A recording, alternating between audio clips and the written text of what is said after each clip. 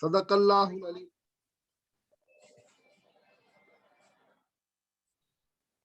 जज़ाकल्लाह खैर डॉक्टर अनवारुल हुदा साहब। अब ये प्रोग्राम का बाज़ाब्ता आगाज हुआ चाहता है। जैसा कि आप तमाम लोगों को पता है कि आज की ये नशिस्त बहुत ही अहम मौजू पे बुलाई गई है। आज के हालात में, आज के पस मंजर में जिस तरीके से एजुकेशन में मुश्किलात हायल हो रही हैं वक्तन फवक्तन, और इस पेंडेमिक की वजह से इस दौरान बच्चों के ऊपर क्या उनके साइकोलॉजिकल इफेक्ट हो रहे हैं, और इस जो न्यू टेक्नोलॉजी है ऑनलाइन के जरिए बच्चों को पढ़ाने की, क्या इसके फवाइद हैं और इससे क्या क्या प्रॉब्लम्स हो रही हैं, इन तमाम चीजों पे आज हमारे की नोट्स स्पीकर्स इस पे बातें करेंगे, वो अपनी बातें रखेंगे इसमें। वैसे तो सभी लोग जानते हैं कि टेक्नोलॉजी इंसान की जरूरत के हिसाब से ही टेक्नोलॉजी बनती है और उसका इजाद होता है, और जहां पर उसके काफी अच्छे नतायज होते हैं वहां पर कुछ उसके बुरे असरात भी होते हैं।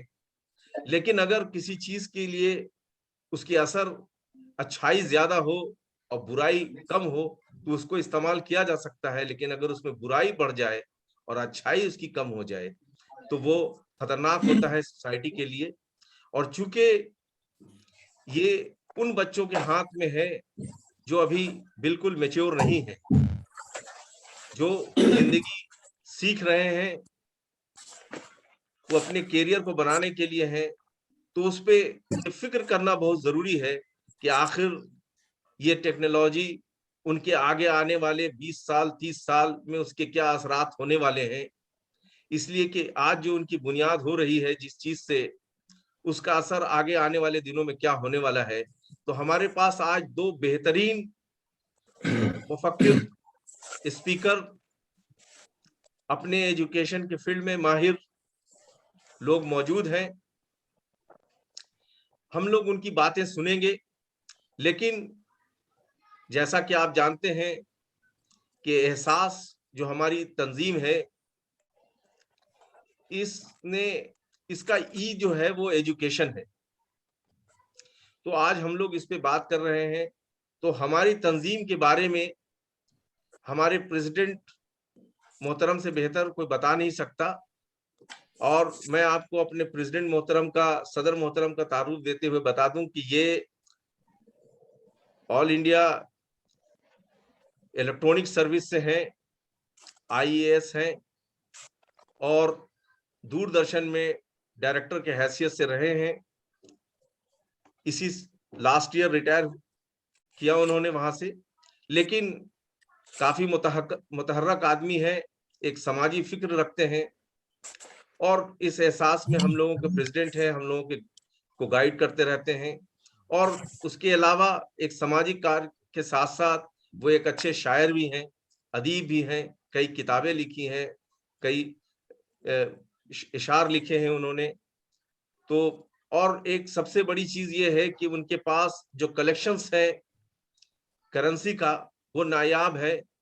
यानी फूटी कौड़ी जिसका नाम हम लोग सुनते थे, वहां से लेकर के एम्पायर, यानी हजारों साल पहले के जो सिक्के थे या जो भी करेंसी चलती थी, वो से लेके आज तक के तमाम सीरीज उनके पास मौजूद है। बहरहाल उनके बारे में जब हम लोग बातें करें तो 20 मिनट चाहिए, लेकिन आज हमारे स्पीकर्स को सुनने का वक्त है, लिहाजा मैं गुजारिश करूंगा हमारे प्रेसिडेंट साहब से कि वो अपने कलामात रखें, हम लोगों को खिताब करें। Respected Brigadier Ahmad Ali sir, my young brother Moizuddin sahib, dear friends, young boys and girls, it's my pleasure to welcome respected Brigadier Ahmad Ali sir, former Pro-Vice Chancellor, Aligarh Muslim University, on behalf of Education and Humanitarian Services Association, well known as EHSAS. Sir, welcome. Respected Muhammad Moizuddin Sahib, BS, Bihar Administrative Services, Managing Director, Bihar State Minorities Financial Corporation. This organization, Education and Humanitarian Association EHSAS, was founded in the month of April 2021. One of the main aim of this organization, brotherhood, cooperation, mutual harmony, love and affection, national unity amongst the member of the society, and also amongst the general public at large. As we know that from last 2 years, not only our country, but the whole world is facing great challenges due to the spread of COVID. The pandemic has not only affected economy, humanity, morality, education, but also left a dark shadow on human relationship and loss of millions of precious life across the globe. Today we will discuss effects of pandemic on our education system and on our young generation. From last 2 years, classes of school and colleges are not regular. Of course, college and schools are running online classes, but online classes are not just a formalities. Young minds are suffering too much by this way. They are missing the environment of the campuses and their libraries.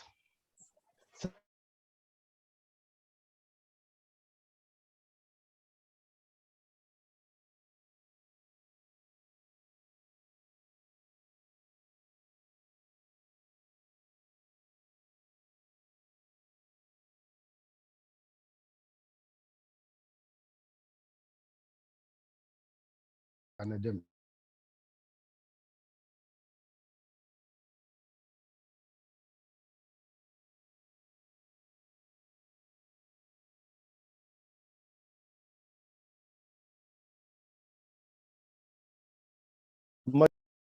I again welcome our distinguished guest. Thanks. Thank you very much, Brother Yusuf, for your valuable input. और जो बातें आपने रखी, जो बातें आपने कही, वो निहायत जरूरी है। जैसा कि आप तमाम लोग जानते हैं कि हमने आपको बताया कि आज हमारे बीच में हमारे दो अहम की नोट स्पीकर्स हैं, लेकिन प्रोग्राम को आगे बढ़ाते हुए मैं सिर्फ कुछ सेकंड्स में आपको जो हमारे टीम मेंबर हैं उनका भी तारुफ करते हुए चले। सबसे पहले जो डॉक्टर अनवारुल हुदा साहब जिन्होंने तिलावत की, अगर आप हैं तो कैमरे के सामने आ जाएं। ये ज्वाइंट सेक्रेटरी हैं और दूसरे हमारे ज्वाइंट सेक्रेटरी हैं खालिद रशीद साहब, फिर हमारे नूरुल हुदा साहब जो गाड़ियों में सफर कर रहे हैं अभी। क्या आप अपना वीडियो ऑन कर सकते हैं? नूरुल हुदा साहब हमारे ज्वाइंट सेक्रेटरी हैं। और मोइजुद्दीन साहब जो वाइस प्रेसिडेंट हैं, वो हम लोगों के बीच मौजूद हैं। ये हम इसके अलावा और भी हमारे मेंबर हैं जो आज किसी वजह से नहीं आ पाए हैं। कासिम खुर्शीद साहब जो किसी वजह से आज शामिल नहीं हो पाए हैं। बाकी तमाम लोग मौजूद हैं। बहरहाल टाइम को आगे ना बढ़ाते हुए मैं जिनको दावत देना चाह रहा हूं जो इस टॉपिक पे अपनी बातें रखेंगे, जो हमारे बीच हमारे वाइस प्रेसिडेंट भी हैं और बिहार सीनियर ऑफिसर हैं बिहार एडमिनिस्ट्रेटिव सर्विस, जो माइनॉरिटी फाइनेंस कॉर्पोरेशन के मैनेजिंग डायरेक्टर हैं और एक बेहतरीन सोशल एंटरप्रेन्योर्स हैं जिन्होंने पिछले कई दिनों में कई सोशल वेलफेयर का काम किया। ब्लैंकेट डिस्ट्रीब्यूशन हो या फूड डिस्ट्रीब्यूशन हो कोरोना के दौरान में, या और भी जो दूसरी चीजें हो, और मुसलसल एजुकेशन पे काम करते रहते हैं। काफी लंबे वक्त से, और ऐसे इलाकों में उन्होंने काम किया है, बिहार के उस इलाके में काम किया जहां पर एजुकेशन की सबसे ज्यादा जरूरत है। हमारे सीमांचल एरिया में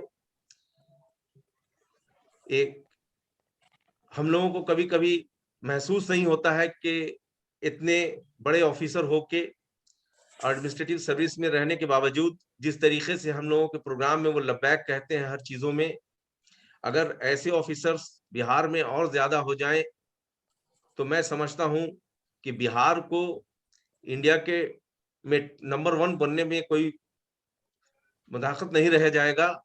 हम लोग बिल्कुल ये पोजीशन पा सकते हैं। तो मैं दरखास्त करूंगा हमारे मोइजुद्दीन साहब से कि आज के इस टॉपिक पे, आज जो हम लोगों का टॉपिक है उस पे बात करें।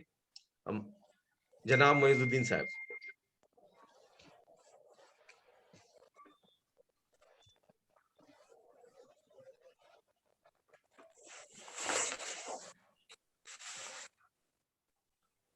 दीवा को जरा बुला लीजिए तो कहाँ से होगा। अनम्यूट कर ले। अनम्यूट कर लिया है।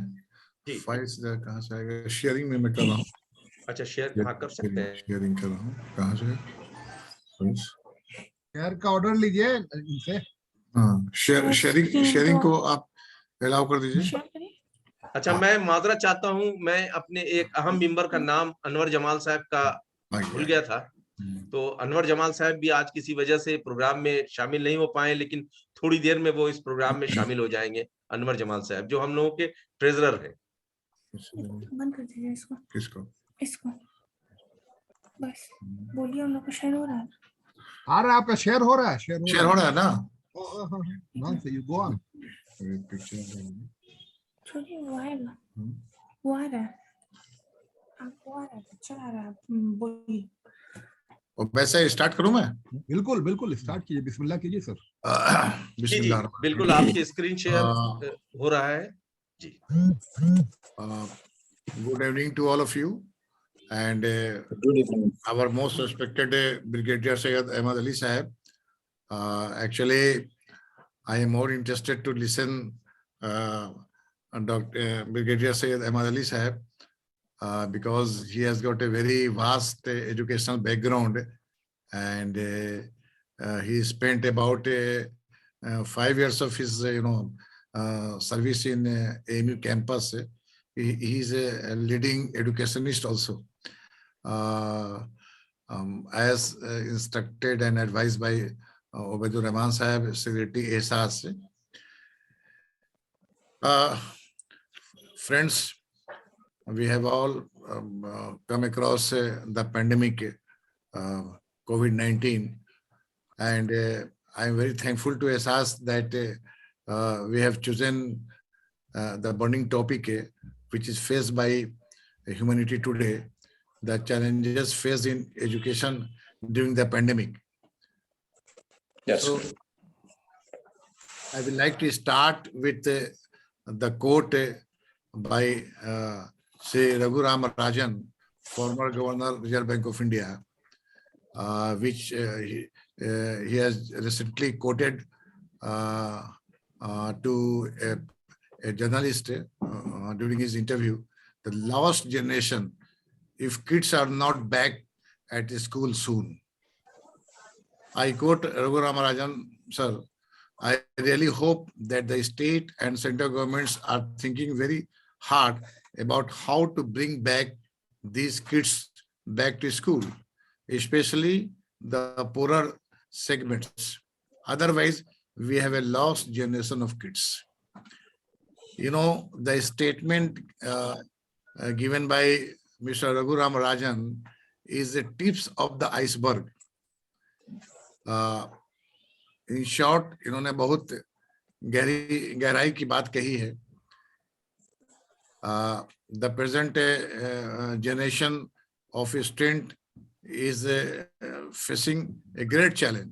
Though all sectors of human activities have been affected during the last 3 years in this pandemic, but the education sector suffers a lot, And if it suffers, the whole our future generation suffers. So I will like to first of all highlight with this introduction that the deadly and infectious disease COVID-19 has deeply affected our education sector. It has shaken up the education sector. All this fear has resonated across the education sector globally. It is not confined to a nation, but the entire world. It has forced many schools and colleges to remain closed for more than 2 years and have discontinued in-person teaching, in classroom teaching, in physical teaching. This situation demands humanity and unity. There is an urgent need to protect and save our students, faculty, academic staff, communities, societies, and the nation as a whole. You know, about the education sector, and during this present pandemic, we have switched over to online learning system as a solutions. As our president has highlighted in the very beginning, that we have switched over from classroom to online. We have closed our library. We have shut down our schools, institutions. So online learning is given as a solutions. I would like to highlight first of all about the online learning, its advantages, and then its disadvantages, and finally how to cope up with all these things. So my presentation is in three parts.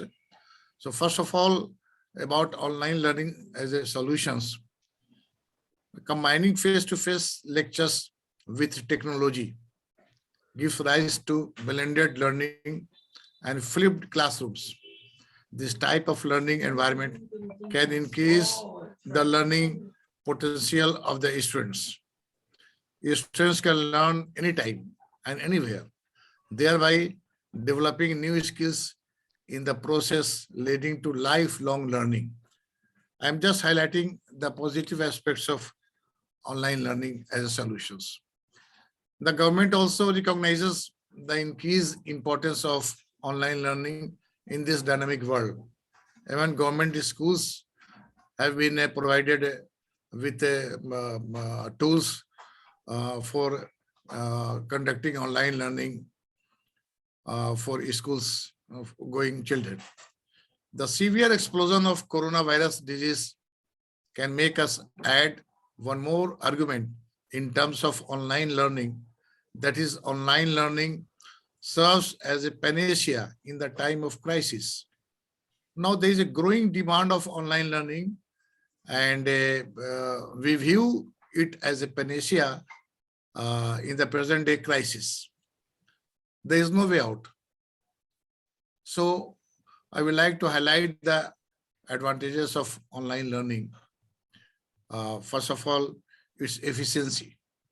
It is an efficient way to deliver lessons to the students.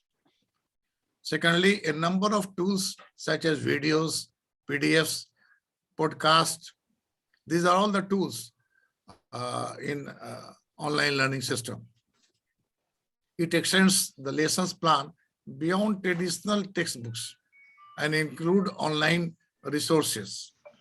So we are no more confined with the traditional textbooks. In terms of videos, in terms of PDFs, podcasts, students are given education through online learning system. Teachers are able to become more efficient educators. Now, second is accessibility of time and space. Online learning system allows students to attend classes from any location of their choice. Allows the schools to reach out to a more extensive network of students instead of staying restricted by the geographical boundaries. Online lectures can be recorded, archived, and shared for future reference. This allows the students to access the learning material at a time of their comfort. Regarding affordability, it has reduced the financial cost, both in terms of transportations, in terms of students' meals, in terms of real estate, in terms of infrastructures. It has all reduced financial cost. All the course or study material is available online, thus creating a paperless learning environment, which is more affordable, which is more conducive to disaster-prone, environment, disaster-prone globes. Also being beneficial to the environment in terms of disaster management. Now, improved students' attendance. With online classes, since the classes can be taken from home or location of choice, there are fewer chances of students missing out on lessons. It suits a variety of learning styles. Every student has a different learning journey and a different learning styles. Some are visual learners, while some prefer to learn through audio. Online learning system provides both the opportunities. Some students thrive in the classroom and other students also are solo learners who get distracted by large groups of physical presence in a big classroom. The online learning system can be personalized in many ways. It is the best way to create a perfect learning environment suited to the needs of each student. Immediate feedback. Feedback regarding the various parameters of an online courses can be easily submitted. Feedback submission process is very much transparent.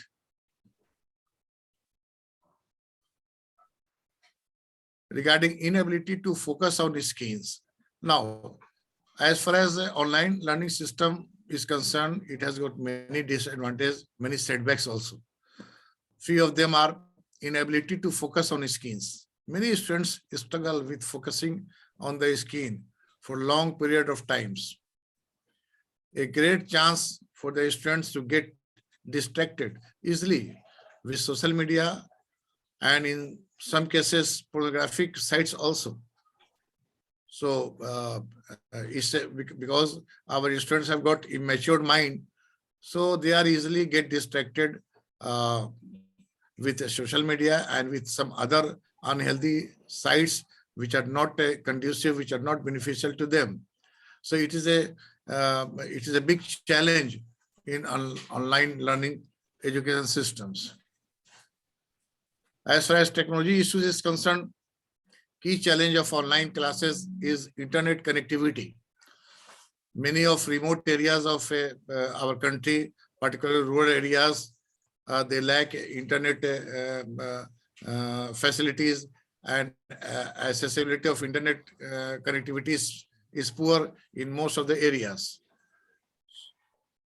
And secondly, while internet penetration has grown in leaps and bounds over the past few years, however, in smaller cities or town, a consistent connection with a decent speed is a problem. So even if we have got internet, speed matters. Server is always found to be low. So this is also a big issue.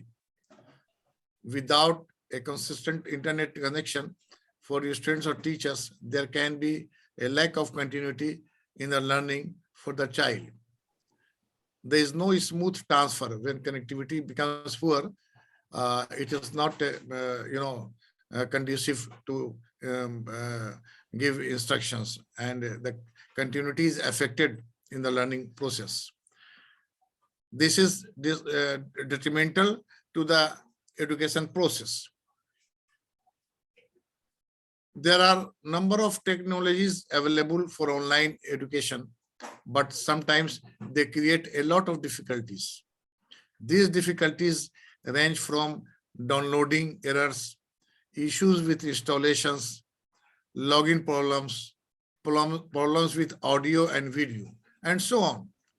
So a lot of inherited drawbacks are there in online system. Sometimes students find online teaching to be boring and unengaging. Students are not physically and emotionally attached with the teaching systems. We have got experience that students, while sleeping, they simply put on their gadgets, just showing that they are learning. But in fact, there's a great loss in such type of things. Online learning has so much of time and flexibility that students never find time to do it. Now, the challenges which are faced. So, students related challenges are there. In a study, students were found to be not sufficiently prepared for balancing their work, family, and social lives with their study lives in an online learning environment. So these, they learn from a home or any place. There is a mix-up of family, work, social lives, all mix-up. So it is not very much conducive.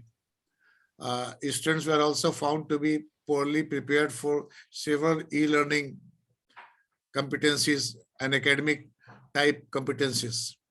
Also, there is a low level preparedness among the students concerning the usage of learning management systems.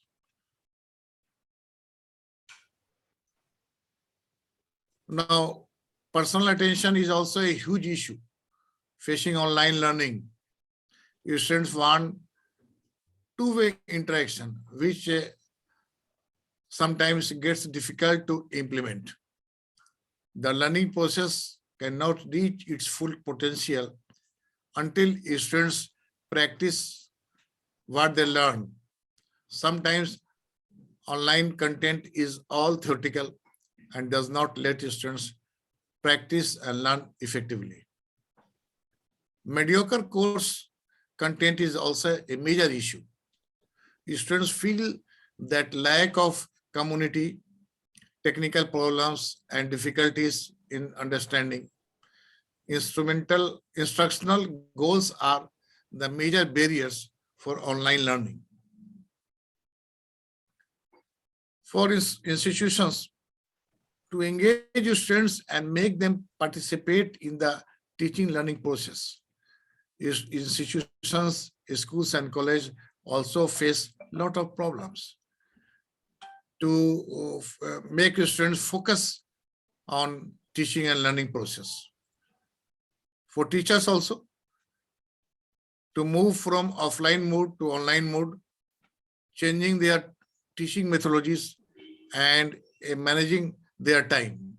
So it's a paradigm shift from a offline teaching or from classroom teaching to online learning system. To develop content which can only covers the curriculum but also engage the students. The quality of e-learning program is a real challenge. The real challenge is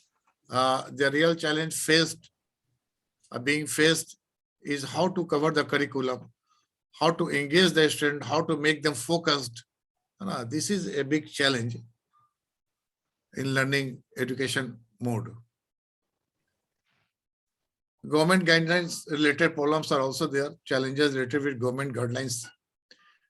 There is no clear stipulation by the government in their educational policies about e-learning programs. There is a lack of standards for quality control, development of e-resources, and e-content delivery systems. A lot of time and cost is involved in e-learning. It is not as easy as it seems. A considerable amount of investment is needed for getting the devices and equipment, maintaining the equipment, training the human resources, and developing the online content. So when education system is already facing resource crunch, how can we provide, investment which is required for getting devices and equipments? Even if, in government schools, students belong to poor families, they are not in a position to purchase mobile Android phones, and at their homes, they can't afford internet connectivity. So these are the issues faced by education sector, particularly keeping in view our socioeconomic background of large number of students in our country and a state like Bihar. Therefore, an effective and efficient education system needs to be developed to impart education via online mode. Now, sense of isolation, students can learn a lot from being in the company of their peers. However, in an online class, there is minimal physical interactions.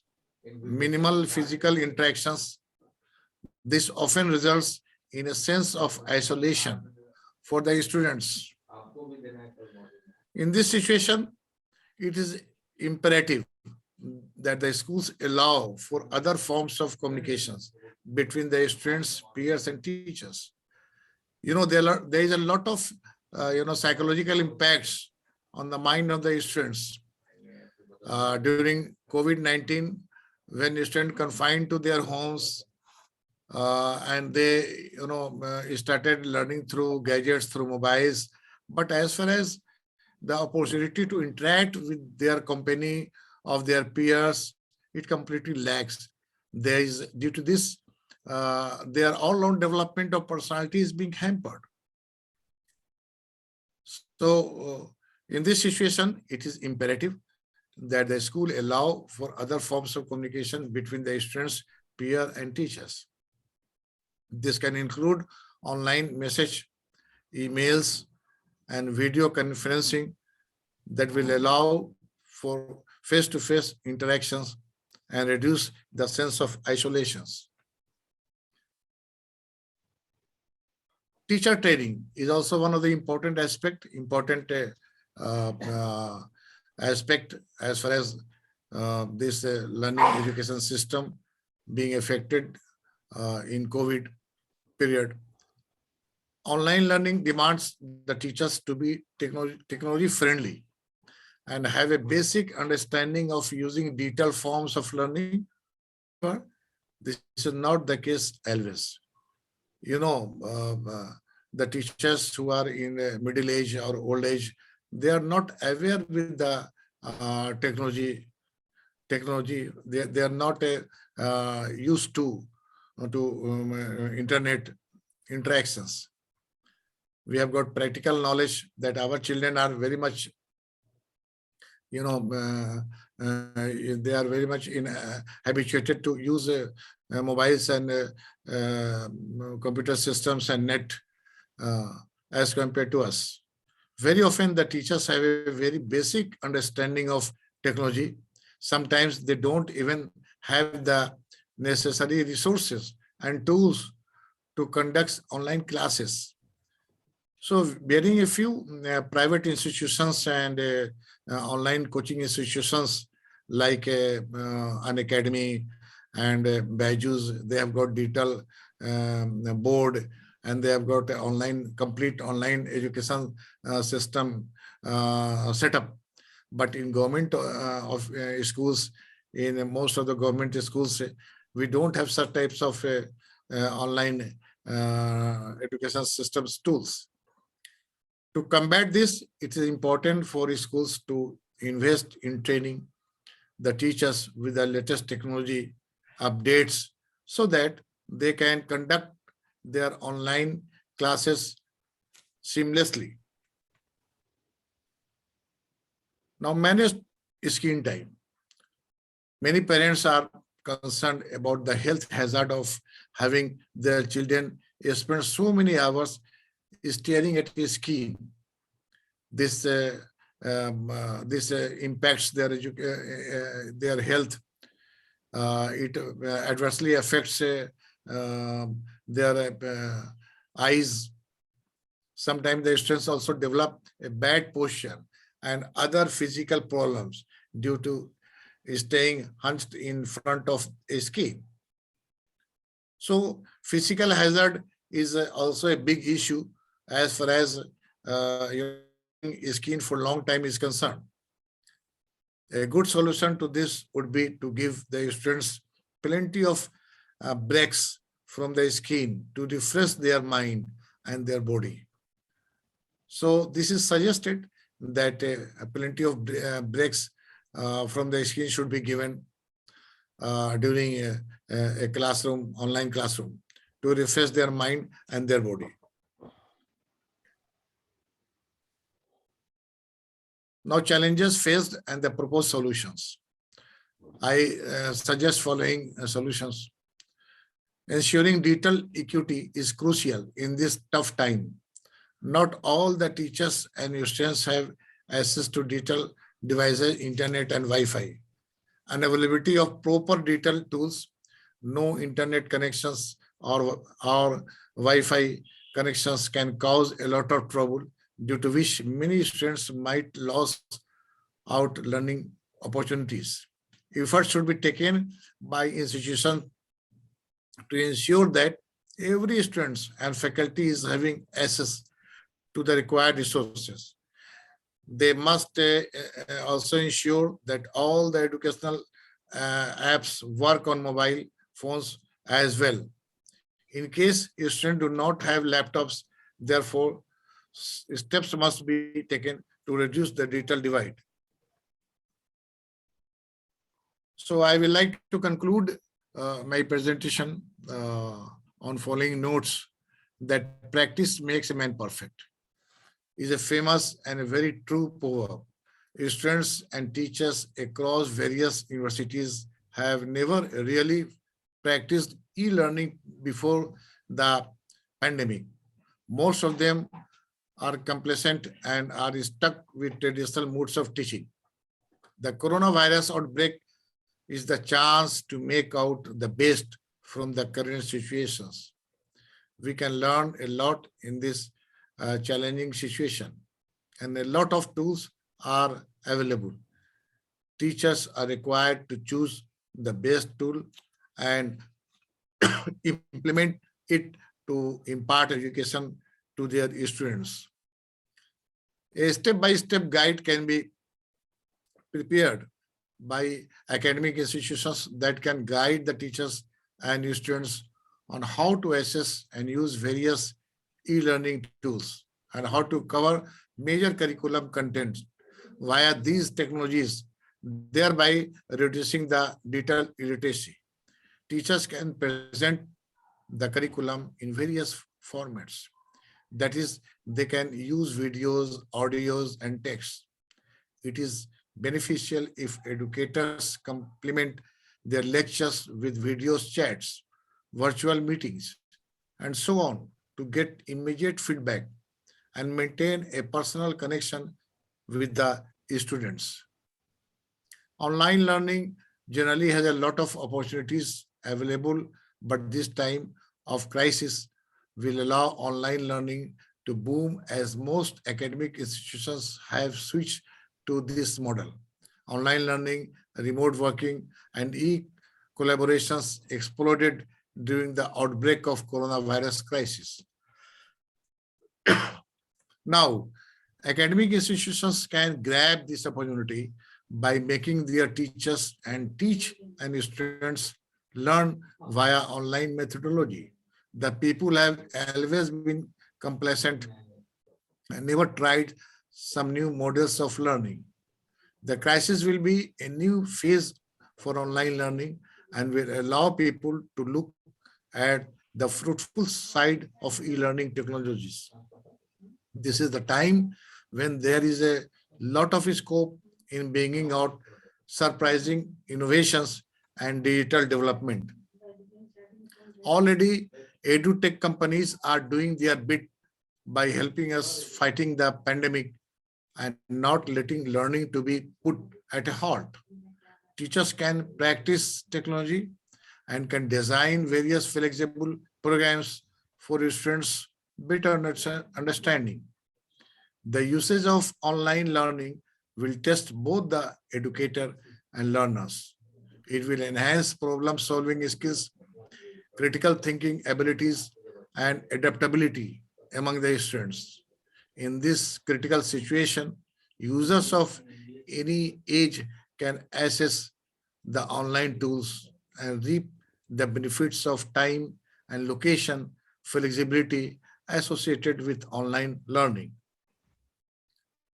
Teachers can develop innovative pedagogical approach in this panicky situation, now also termed as panicagogy.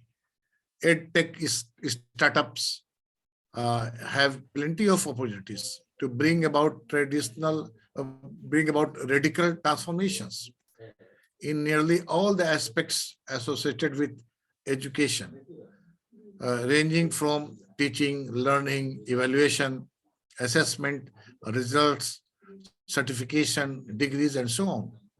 Also, increasing market demand for e-learning is an amazing opportunity for edutech startup to bring technological disruption in the education sector. So, I will like to conclude with this statement that despite of many drawbacks in online education system, but during the present pandemic situation, there is no way out. We have to adopt to the online mode, and we have a good experience of virtual class system also. There is a technological upgradations, and day by day the whole mass is related to technological developments. So online education system is the only way out. It is inevitable.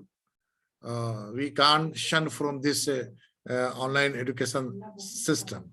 So as far as challenges of education during pandemic is concerned, we have to adopt the new mode of education system, the online education systems. So thank you. Thanks to all of you for giving a patient listening. This is all about my presentations. Thank you Thanks. very much, Thank you. Moizuddin Sahab. It's really nice and eye-opener, and you give in detail your research work. It shows you have worked very hard in this. Can you please stop your screen sharing? So this stop. Yes. Oh.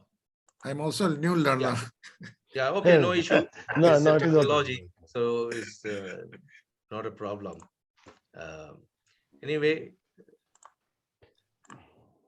now just a minute.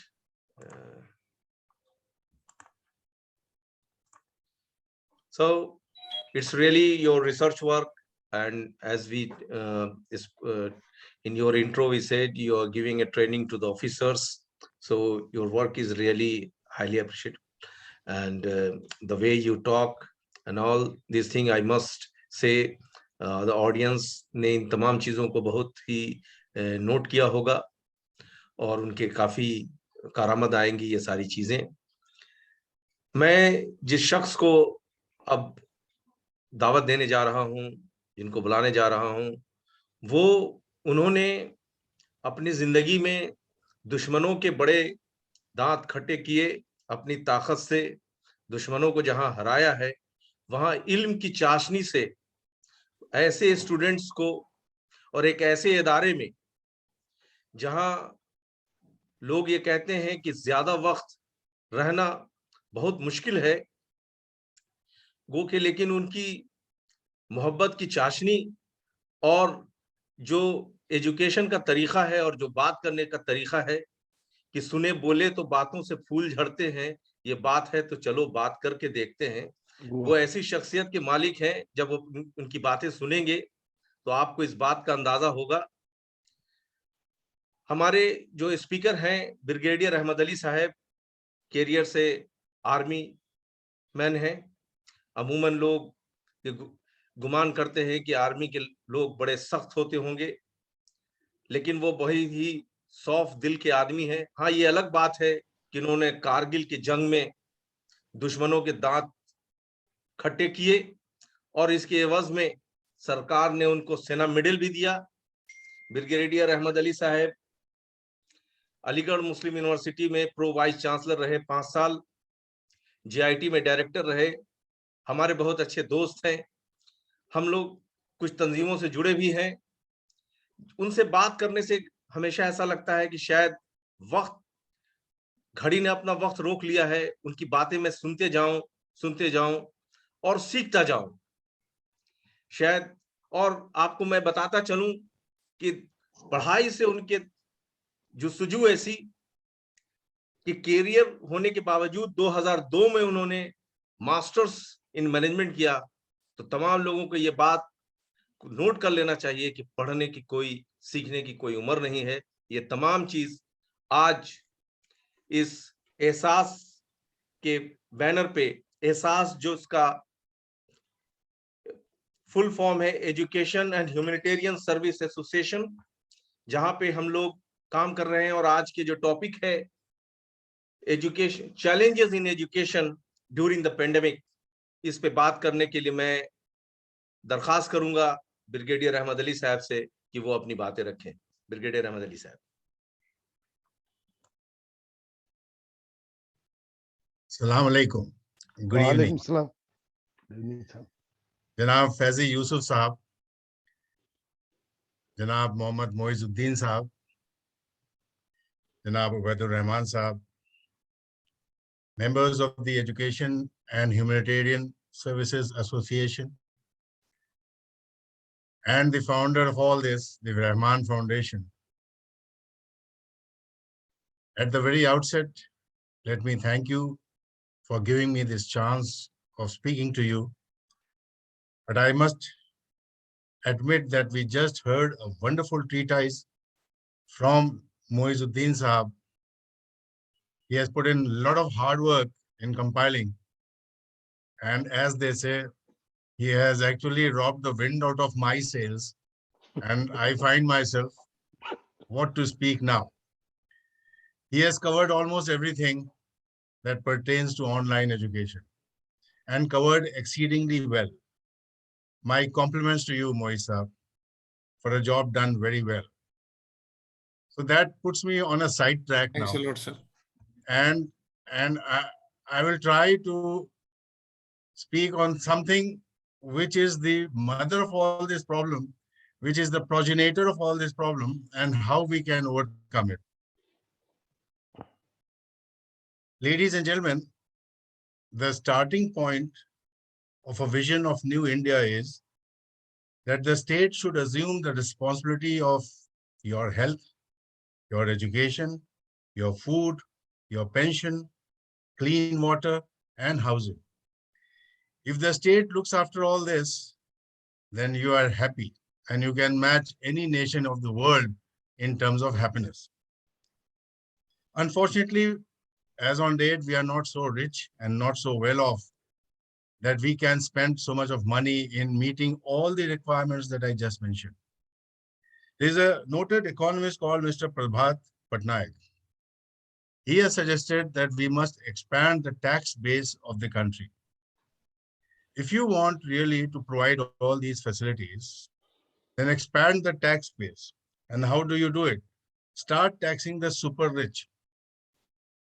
And he has noted two types of taxes. One is a 2% on your personal tax, and an inheritance tax, that is what you inherit from your parents, from your grandfather, 33% tax on that. So you have already, a lot of us have inherited a lot of money, but we are not paying to the government and in turn not passing it on to our countrymen. If you impose these two taxes, though on the filthy rich, as I would put it, then the problems that Moisa brought out can be easily met. Now, the biggest catastrophe of COVID was the inequality amongst the countrymen. Lots and lots of people you saw on the television screen walking barefoot, running away from cities like Bombay, Calcutta. They had such a miserable time because of the inequality in terms of income. The inequality has to be narrowed. And what happened during this pandemic of last 2 years, the inequality further broadened. And how did it broaden? The two top rich people of the country, their income went manifold to dizzy heights. Imagine somebody whose income was 8.9 billion, whose asset was $8.9 billion in 2020, suddenly rose to the level of $50.5 billion in 2021. In just 1 year, 8 times hike in income. Similarly, the second gentleman, who is already well known to all of you, his net worth doubled to $85.5 billion in just 1 year. What does it show? It shows that they made the most of this traumatic period between 2020 and 2021. Similarly, the top 100 rich people of our country, they also grew their income by $1 billion each. But what happened? People, ordinary, they suffered the most. They lost their jobs. The thela wala, nobody to buy from him. The mazdoor, nobody to employ him. The women who was working somewhere on the pavement, nobody to employ her. And as a result, Pew, it's a famous research foundation, you must have heard the name Pew. It says that about 120 million people became jobless in 2021. From 55 million in 2020, the figures shot up to 120 million people. And this led to the number of suicides in our country. You have been reading every day in newspapers, and the largest number of suicides committed by people were those who were daily wage workers. Then it was followed by self-employed people, and lastly, by the unemployed people. People like you and me who are drawing their pension or who are having a good salary, we were quite contented. We somehow managed to sail through. The axe fell on these three classes of people. The pandemic may not have looked at a community or a class as such. It did not identify any community. But the economic fallout of the community was terrible. The periodic labor survey, which came for 2019-20, it said that the earnings of different communities fell. The percentage of no work for rural people, which was 6.9%, shot up to 15.6%. More and more people became unemployed. A large number of people lost their source of livelihood. The fall in earnings as a result of COVID was fearsome. All of us were worried. You would have noticed how many of your own relatives suddenly lost their source of livelihood. Now, gentlemen, if this happens to the large majority of countrymen, it is natural that it will have an impact on the education as well. I have been hearing and meeting people who had to withdraw their children from school because they could not afford to pay their fees. Their services were terminated by the private employer. Their jobs went fut, and therefore they could not pay the fees of this. This is the irony of this pandemic, and which we are even today facing this irony. So one of the biggest casualty of this pandemic was the education sector. Biggest casualty of the pandemic. Now, How do we go about rectifying it?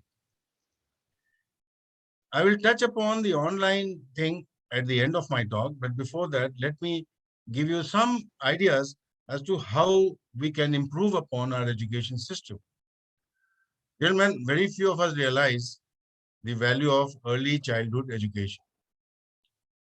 The education starts from the cradle to the grave. The child must be taught right from the beginning, the day he is born, what he sees, what he feels, what he touches, what he comes across, how he meets people, how the people respond to him. The child is learning. The NFHS, that is National Health and Survey, gave a very dismal picture that only 13.5% people are enrolled in pre-primary classes. That means we are not bothered till a boy becomes 5 years or 6 years. We don't think of sending him to school. Let his studies commence the moment he starts speaking. The moment he speaks the first word, you start teaching him also something. May not be formal, may not be sending to school, but in some form, he should read. Teaching can be stimulation. It can be through play methods. It can be through interactions, mother talking all the time to the child. Gradually through observation, the child is learning and he uses the immediate environment to make up his mental frame. The brain develops best till a boy is 5 years. After that, he is sailing on that. So please sharpen his brain. His mental prowess must be sharpened before he reaches 5 years. But unfortunately, poverty is dissuading our parents from adopting this stance. As a result, the households are unable to provide that kind of an early learning environment. You have got such wonderful toys like Lego toys. You must have heard the name Lego toys. Now, each of these toys cost 2,000, 3,000, even 10,000 rupees. And they really sharpen the mental faculty of a child. But how many of us can buy? That is the big question mark. You have to think about that. Therefore, I would exhort that there should be a meaningful activity with your child, and they should be engaged into a growth model which will take them and put them on the pedestal of smooth sailing in life. We all have Anganwadi system in our villages, everywhere, in Bihar also, in UP also. These women folk who work generally in the Anganwadi, they are matric. How many of us make use of them to teach our young kids? If you employ these Anganwadis and put your child in a sort of a daycare center, then they can also impart some teaching to your child, and whereas the mother of this child can go and earn something. So it's a two-way benefit. While she works somewhere and earns 2 rupees a day or 100 rupees a day, the child is also getting groomed by them. The Anganwadi should closely interact with parents. I bet in my own village, not many mothers know who's the Anganwadi worker in our village. People don't know. So she is supposed to only feed them. She is only supposed to come, sit there, eat herself, and whatever breakfast or lunch they bring, they eat themselves. Provide age-related activity to the children. So this is the government which should provide that any tool, any kit, any equipment which sharpens the brain and the skills of the students must be provided through the Anganwadi system to the Anganwadi teachers. Then we must focus on the universal academic system or the elementary education on a universal scale. You know, there are two ways of educating people. One is educating the class and charge heavy fees. And the other is educating the masses and charge lesser fees. We are in a stage today that we have to educate the masses. Once India becomes masses, then you can start thinking of quality. And quality will emerge from these masses only. We have government scheme like Operation Blackboard. I'm sure most of you must have heard about this. Sarva Shiksha Abhiyan. Area intensive programs. Modernization of education schemes. These are government schemes. Education guarantee scheme. very few of us who claim to be educated are actually drawing mileage out of these programs. We don't even apply. And we always give it up saying it will not come through. It does come through. A lot of funds are surrendered because of non-utilization of funds. Education funds, I'm talking. Lots and lots of it is surrendered because we don't apply. All we know is Maulana Azad scholarship.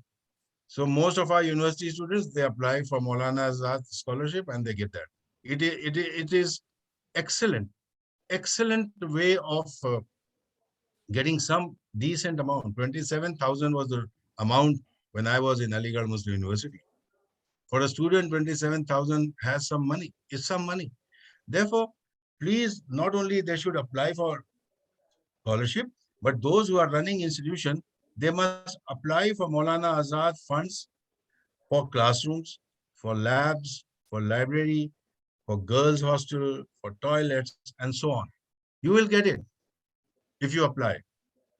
Then you should start with this education guarantee scheme and apply under that also.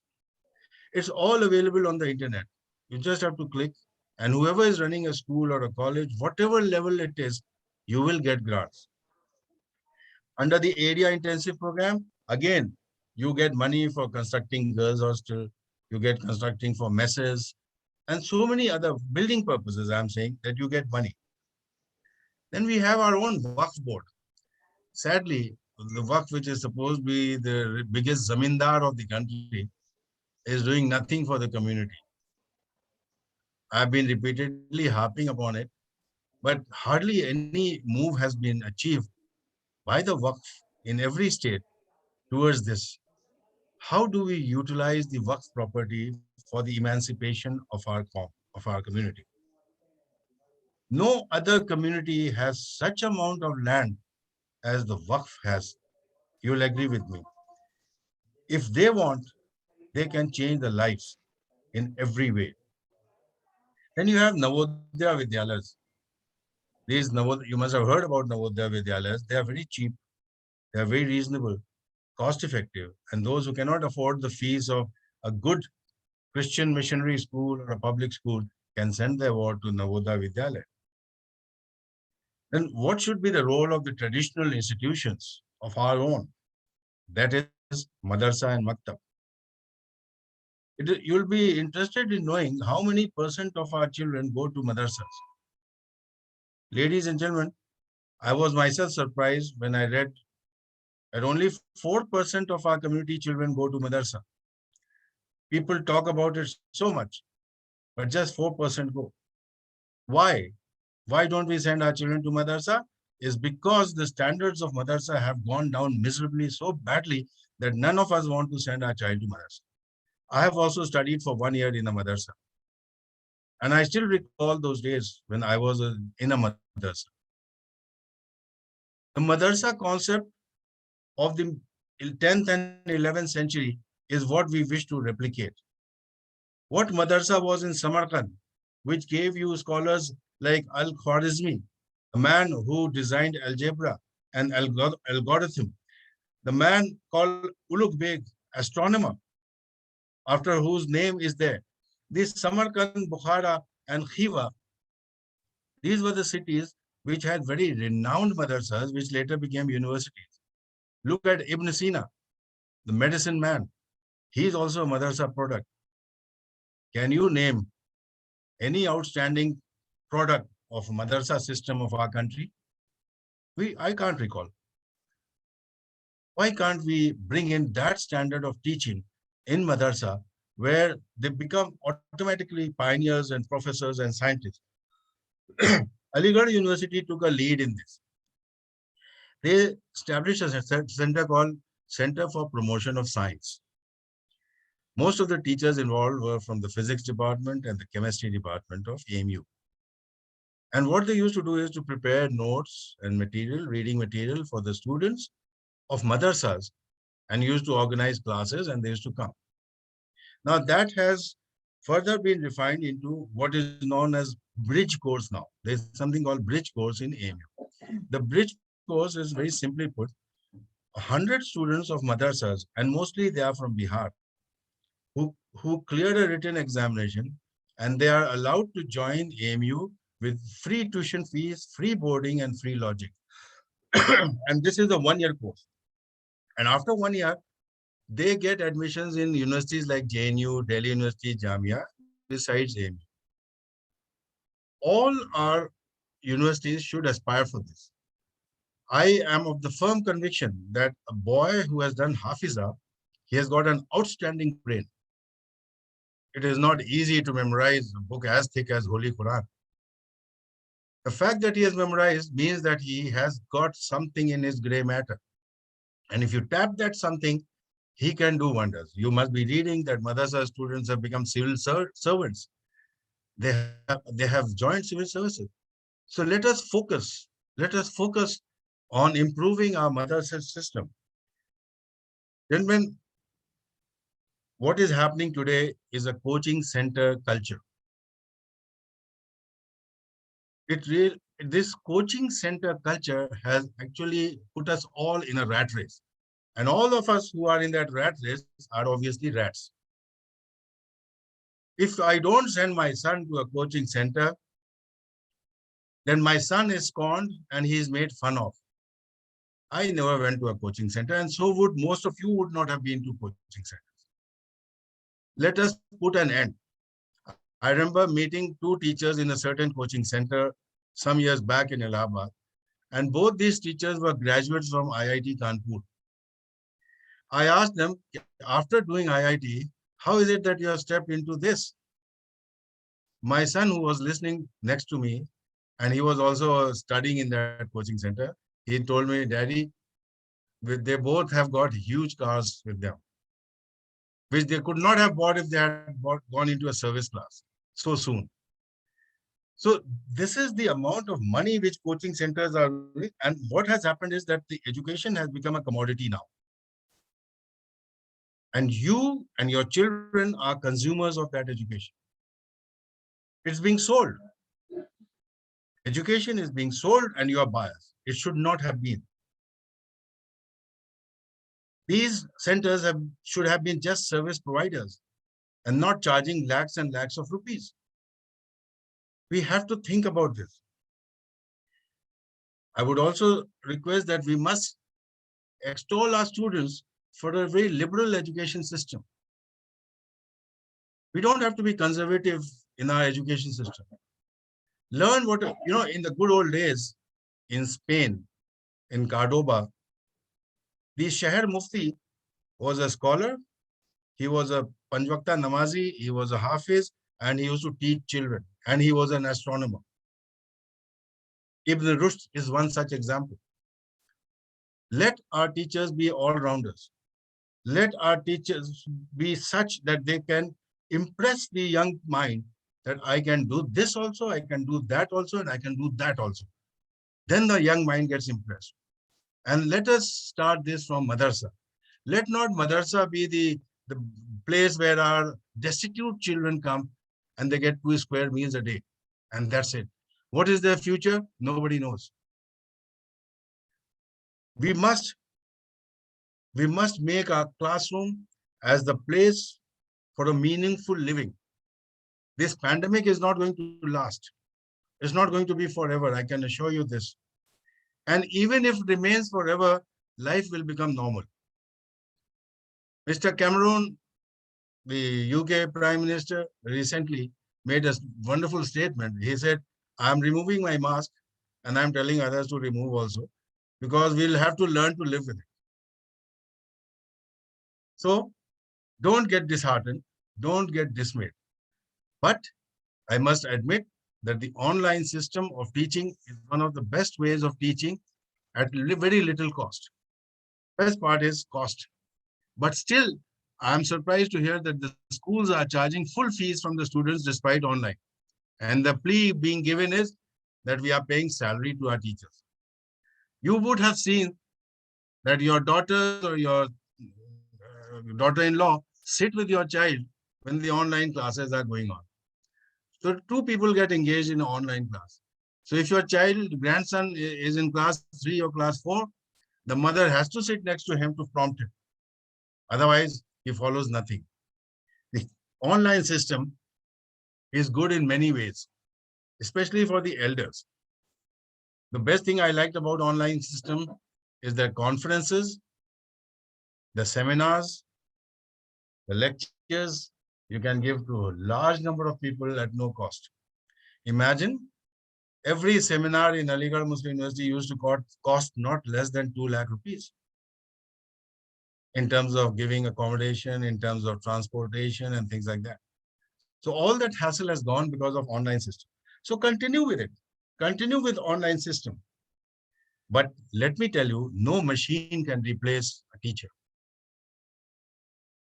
जब teacher आपके सामने खड़ा होता है class में black board पे, तो जो और जो इंस्पिरेशन वो देता है वो मशीन नहीं दे सकती, उसकी तस्वीर नहीं दे सकती. So there is no question that it can substitute for a teacher. Classroom teaching is irreplaceable. How can you clear doubts? How will you clear doubts if a student has that? Moiz Saab already brought out the problem of internet connectivity in most part of the country.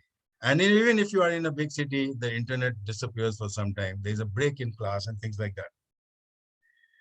Remember, gentlemen, colleges and schools, they promote culture, civilization, ethics, morals, and a lifetime camaraderie.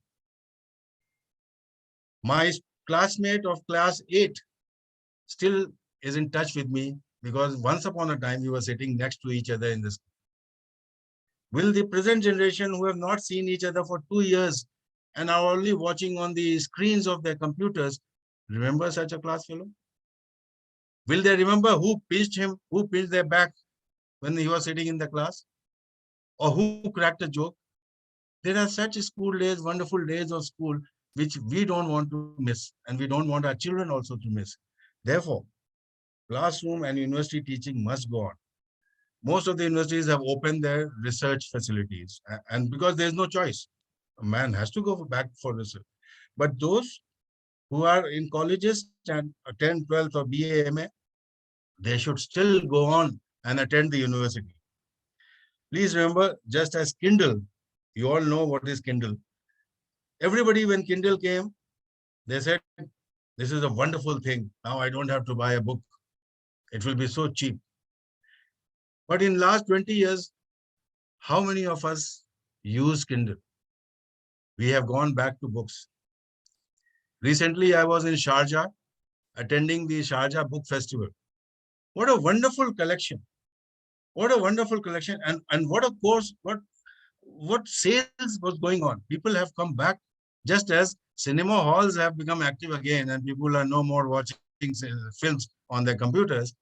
Similarly, the universities, the classes, teaching will come back. I have every hope that whereas online may continue, its limitations are also serious. It will not continue for every need and every time. Therefore, prepare your son mentally, beta, this is for a short duration and a time will come when you'll again go back to school. For 2 years, children have not been to the school. They don't know their teachers. How will they recall their school days?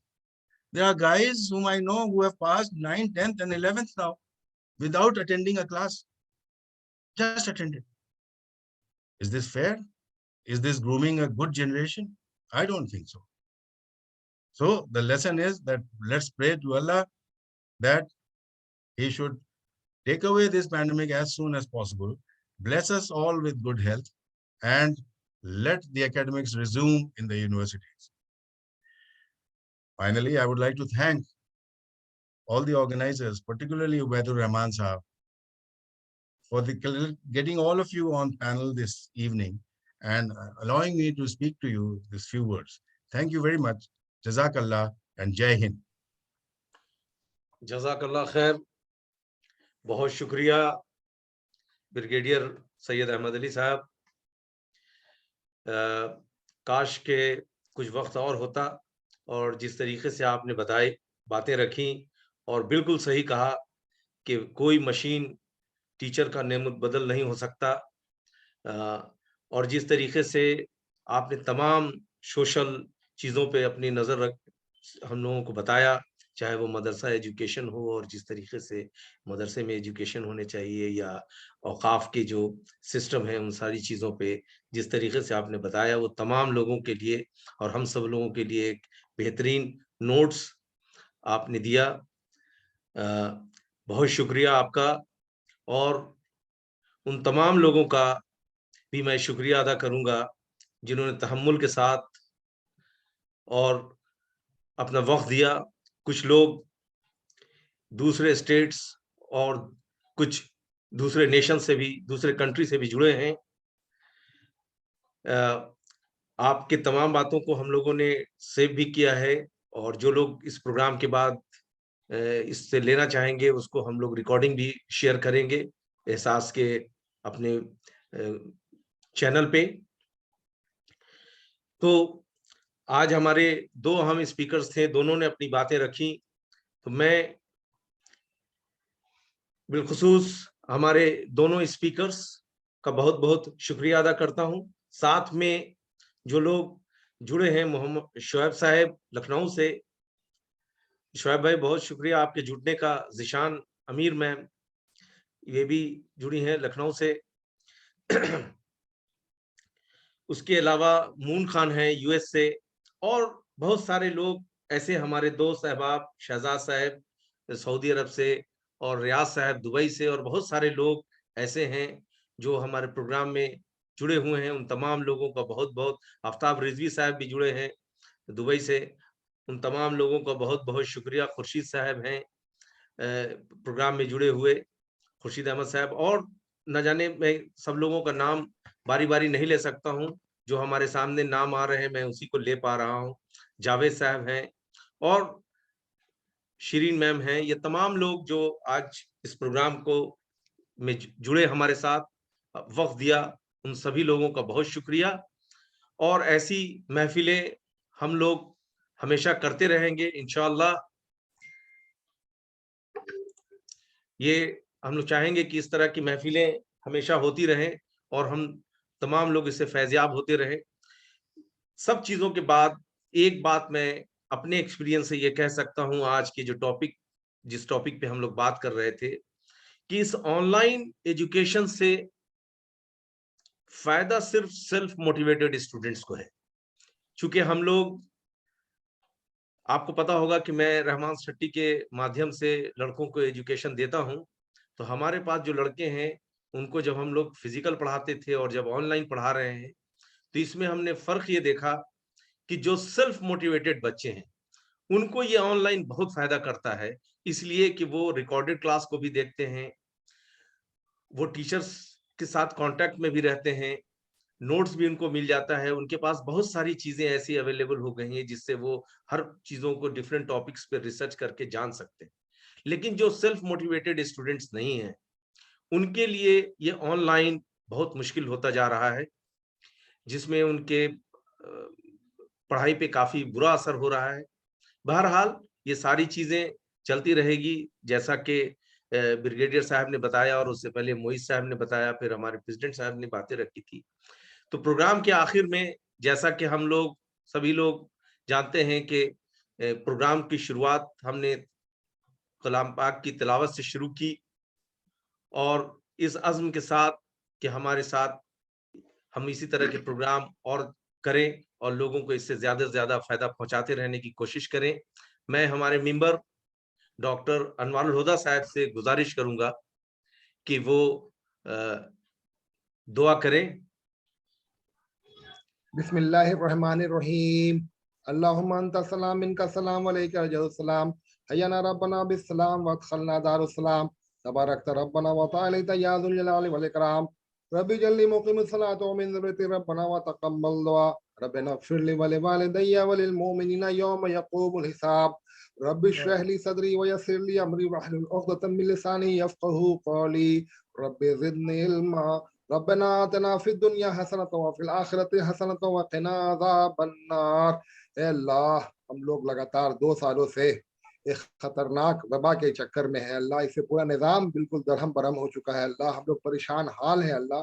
पिछले दूसरी लहर में जिस तरह से हम लोगों ने हालात फेस किए और हमारे अपने अजीज और कारिब जो है इस दुनिया से गुजर गए अल्लाह। अल्लाह हमने वो दौर भी देखा, एक भाई भाई को नहीं पहचान रहा था, लगता था क़यामत सुग़रा का के हालात है अल्लाह। और हमारे दरमियान से जो लोग भी इस मौके से गुजरे हैं अल्लाह, अल्लाह उन लोगों को गरीक़ रहमत कर अल्लाह। वो लोग शहीद के दर्जे में थे अल्लाह, अल्लाह उनको गरीक़ रहमत कर अल्लाह। आमीन अल्लाह उनके दर्जात को बुलंद फरमा दे अल्लाह। उनके पसमानदागान को सब्र जमील अता फरमा अल्लाह। अल्लाह जो लोग बाकी बच गए हैं अल्लाह, अल्लाह इस खतरनाक वबा का सिलसिला अभी तक जारी है अल्लाह। हमारी मईशत तबाह हो गई अल्लाह, हमारे तालीम का मामला खराब हो गया अल्लाह, हमारे बच्चे परेशान है अल्लाह। घरों में जो है वो कैद हो गए हैं। रिलायंस का था कर लो दुनिया मुट्ठी में, इस वायरस ने जो है हम लोग को वाकई मुट्ठी में कर करके कैद बंद की जिंदगी गुजार रहे हैं अल्लाह। आज जो है बेचारे जो छोटे रोजगार वाले हैं अल्लाह, वो परेशान हाल है, खुदकशी कर रहे हैं अल्लाह। अल्लाह ये हम बस तू ही सारे जहां का मालिक है, खालिक है, और तू इस सारे सारे, क्योंकि ये जो भी वबा है अल्लाह, हम ये समझते हैं ये दुनियावी वबा नहीं है। ये सिर्फ और सिर्फ जो है अल्लाह, जब तू नाराज होता है तो हम लोगों को कुछ आजमाता है, देखता है और जो है समझाता है कि देख तू मेरी तरफ आ, इधर आ, हुस्न मंजिल तुझको दिखला दूं, पलट कर या फिर मंजिल पर मंजिल देखने वाले। हम लोग मजबूरी से ऊपर देखते हैं, क्योंकि अल्लाह ने एक निज़ाम बनाया है कुरान का, और उस पर चल करके हमारे नबी करीम सल्लल्लाहु अलैहि वसल्लम ने चल करके दिखाया अल्लाह। उस निज़ाम को हम लोग छोड़ चुके हैं, और ये निज़ाम वो निज़ाम था अल्लाह जो इंसानियत को का दर्स देता था, और हम लोगों ने इंसानियत के दर्स को छोड़ दिया, हम उस रास्ते से भटक गए। तो जाहिर सी बात है वो अल्लाह ताला का जो है ताब हम तमाम पूरी इंसानियत पर जो है अल्लाह साया फगन है अल्लाह। अल्लाह हमारे हिंदुस्तान में ये मामला, खास करके बिहार में भी जो है ये मामला बहुत तेजी से बढ़ा। बहुत सारे लोग हम लोगों से गुजरे अल्लाह। यहाँ हॉस्पिटल्स में जो है ऑक्सीजन की फराहमी नहीं थी, दवा की तो लोग तरस रहे थे। तो अल्लाह ऐसे हम लोग तो नहीं, सुना तमाम बंदे आजीज खुदा है अल्लाह। अल्लाह महज अपने फजल करम से इस खतरनाक वबा को अल्लाह हम लोग के ऊपर से उठा ले अल्लाह। अल्लाह हम लोगों को राहत दे अल्लाह। अल्लाह हम लोगों को सुकून दे अल्लाह। और हम लोग सबसे बढ़ करके अल्लाह तेरा डर जो है हम लोगों के दिल में समाया अल्लाह, कि हम लोग तेरी बंदगी के लिए जो है आगे आए। ये जो दौर चल रहा है, ये नफरतों का माहौल है अल्लाह। अल्लाह इंसान भाई भाई को नहीं पहचानता है अल्लाह, इंसान इंसान को नहीं पहचानता है अल्लाह। या अल्लाह जो नफरत के ठेकेदार है अल्लाह, वो हम भाइयों को आपस में लड़ाने की कोशिश करते हैं। ये जो हिंदुस्तान है अल्लाह, ये हिंदुस्तान जो है मुख्तलिफ मजहबों का गहवारा है अल्लाह। अल्लाह हर 100 किलोमीटर पे जो है जबानें बदलती है, रंग बदलते हैं, लोग बदलते हैं अल्लाह। अल्लाह जब तक कि हम लोग एक दूसरे से मोहब्बत करके नहीं चलेंगे अल्लाह, ये हमारा मुल्क बच नहीं सकेगा। नफरत के सौदागरों को अल्लाह अल्लाह उनके ज़हन दिमाग को समझाने की कोशिश कीजिए अल्लाह, ताकि वो जो है आपस में जो एक शानदार मोहब्बत का माहौल रहे अल्लाह, शानदार तारीख रही है अल्लाह। हम लोग गले से गले मिल करके चलते रहे हैं अल्लाह। हर चाहे वो त्यौहार हो अल्लाह, उस त्यौहार में हम लोग जो है आपस में, ईद में, दिवाली में, होली में एक दूसरे के क्या एक माहौल रहता है हिंदुस्तान में, उस माहौल को बिगाड़ने की कोशिश हो रही है अल्लाह। अल्लाह महज अपने फजल करम से हम लोग पर रहम करम का मामला फरमा दे अल्लाह, रहम का मामला फरमा दे। आज का जो ये वेबिनार हुआ है अल्लाह, हमारे जो मुकर्रिरीन हजरात हैं, चाहे वो अली साहब हों या मोई साहब हों अल्लाह, इन लोगों ने बहुत शानदार तरीके से जो है अपनी बातें रखी अल्लाह। इन लोगों को और वुसअत दे अल्लाह, ताकि जो है लोगों को सिखाने का काम कर रहे अल्लाह, और इनके इस अमल को कबूल कर अल्लाह। हमारे जो जितने मेम्बरान है अल्लाह, चाहे वो उबैदुर रहमान साहब हों, चाहे हमारे सदर रुमान यूसुफ साहब हों, नूरुल हुदा साहब हों, खालिद साहब हों अल्लाह, उन तमाम लोगों को अल्लाह सेहत के साथ रख अल्लाह, सलामती के साथ रख। और जो पार्टिसिपेंट्स जितने भी लोग आए अल्लाह, सब्र और तहम्मुल के साथ जो हमारी बातों को सुना, चाहे वो खुर्शीद साहब हो, फहीम साहब हो, एजाज साहब हो, चाहे जो भी लोग हमारे इस पार्टिसिपेंट्स में अल्लाह, उन लोगों को भी सेहत के साथ रख अल्लाह, सलामती के साथ रख अल्लाह, दीन पर चलने वाला बना दे अल्लाह। और इंसानियत को जो है हर दम पर जो है कायम करने वाला बना देना। सुब्हानक रब्बिका रब्बिल इज्जति अम्मा यसिफून व सलामुन अलल मुरसलीन वल्हम्दुलिल्लाहि रब्बिल आलमीन। ला इलाहा इल्लल्लाह। बहुत बहुत शुक्रिया तमाम लोग। मेरे ख्याल से अब तमाम बातें हो गई, दुआ हो गई। अब इसके बाद हम लोग इस प्रोग्राम को यहीं आज क्लोज करते हैं, आज के सेशन को, और इब्राहिम इंशाल्लाह भाई कुछ सवालात नहीं आए क्या?